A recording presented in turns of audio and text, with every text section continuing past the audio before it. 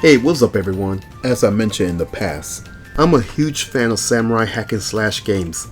And to follow up on that, my favorite console is the PS2. So I figured I'd talk about 3 samurai games on the PS2. The first game will be Devil Kings, which is better known as Sengoku Basara. This is brought to you by Capcom. The story is quite simple if you're familiar with the Sengoku period, which is better known as the Age of the Samurai. The gameplay will fit more like a Musou type game like Dynasty Warriors, but with over the top moments like Devil May Cry. And speaking of Devil May Cry, that's the same font from the first game.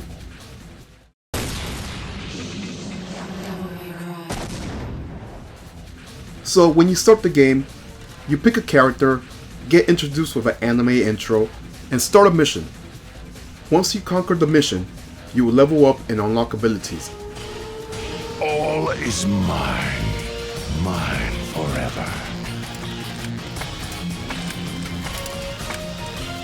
Heaven and earth under my sword.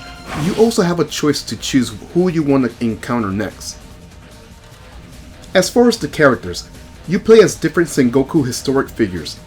Now, for some reason, their names are changed to nicknames. For example, the main character is obviously Nobunaga Oda, but throughout the whole game, he is addressed as Devil King.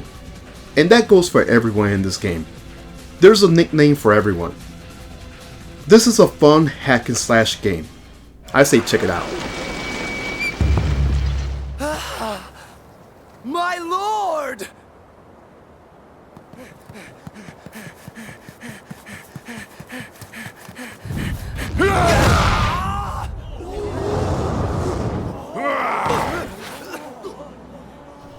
The next game will be Onimusha 3 Demon Siege, obviously a sequel in the Onimusha series. Samanosuke returns from the first game to finish things with Nobunaga. The story involves Samanosuke time traveling to the present in France, while new Onimusha character Jock time travels to the past in Japan. This game takes an interesting turn for the franchise, but what I really like about this sequel is that some of the elements are used from Genma Onimusha.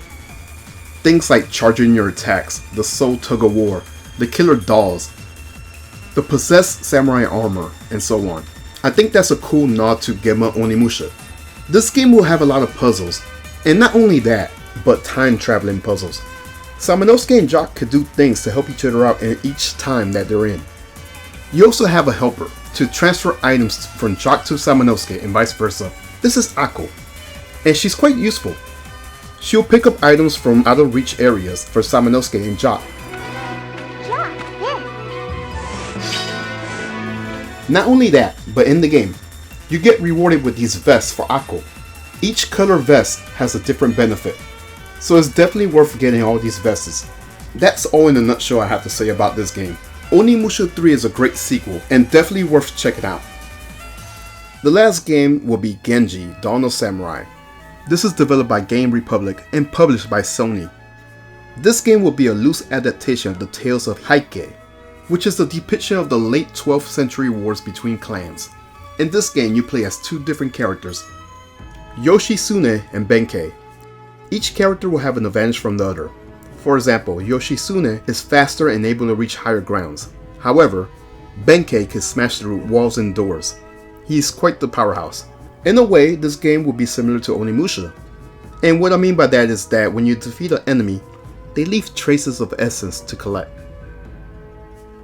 In Onimusha, it will be souls to use to level up, heal, use magic, and so on. And Genji is very similar. Also, while in combat, there's these flashy Komoe attack, which in a way reminds me of Shinobi on the PS2.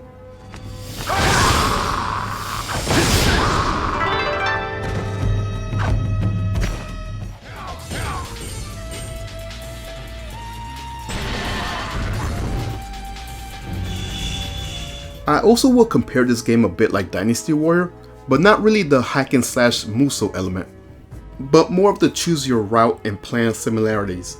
I say check out Genji, Dawn of the Samurai. Alright, so that's 3 samurai games on the PS2. Devil King will be your typical Musou game. This game will later branch off as a franchise with anime and more sequels. It will also drop the Devil King name and use his original name, Sengoku Basara, for the remaining of the series. Devil Kings is okay, but it wouldn't be my favorite Musou game. There's better options nowadays. As far as Genji, well, it's a pretty straightforward game. There are some replayabilities, but personally I think I got my bang after my first playthrough. Every time I played Genji, I always compare it to another game. Genji will spawn a sequel on the PS3, but it is notorious for its crab meme. Personally, I think the meme is dumb, but it is what it is. Last but not least will be Onimusha 3. This will be a lot of people's favorite game in the Onimusha franchise. I personally think it's a great sequel. It holds up very well, especially with the smooth controls. I love it. Onimusha 3 will be the only game from Capcom that officially uses John Reno's likeness. The keyword is officially, because there are other Capcom games where I'll be like, this character reminds me of John Reno. You don't believe me? Well, check out Tom in Street Fighter 3. Also, the Resident Evil franchise has a whole homage about the movie Leon the Professional. But I will just mention one simple nod to John Reno in Resident Evil 4. There's a painting of a monk that looks just like John Reno. The last thing I'll say about John Reno, because this segment is getting off topic, is that thanks to John Reno, I changed my ways to eat sushi. Because of that man, I now appreciate wasabi.